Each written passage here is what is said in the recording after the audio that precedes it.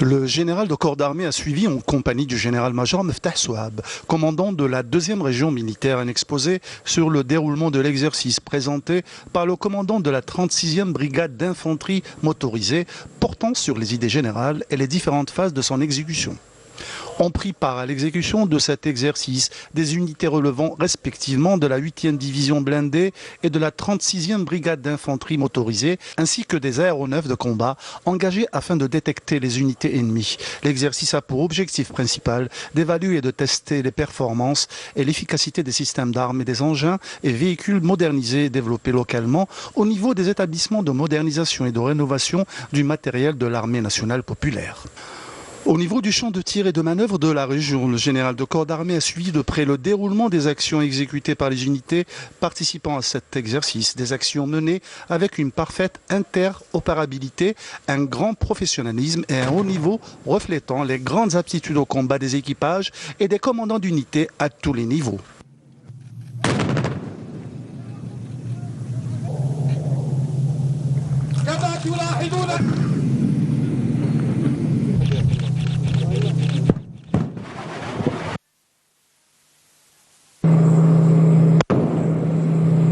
Elle démontre également le degré de compétence des personnels quant à l'emploi des différents systèmes d'armement et des équipements mis à disposition, ce qui contribue à la réalisation de résultats très satisfaisants à travers la précision de tir et les différentes armes.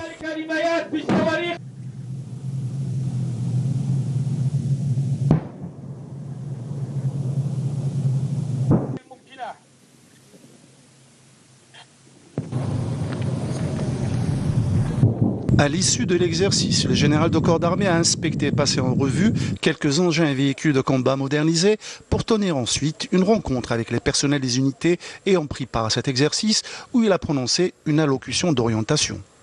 à travers laquelle il a souligné que ces résultats obtenus lors des tirs méritent d'être encouragés et que l'ensemble des participants méritent à leur tour d'être salués pour leurs efforts consentis dans cet exercice d'évaluation.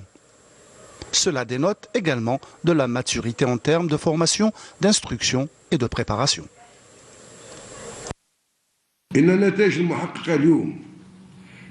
Ces résultats réalisés aujourd'hui lors de cet exercice d'évaluation constituent un indice qui témoigne clairement de l'intérêt accru qu'accorde le haut commandement de l'armée nationale populaire à la formation, l'instruction, la préparation au combat et à la mise à disposition de toutes les exigences matérielles et d'équipements qui s'accommodent avec le parfait accomplissement des missions assignées.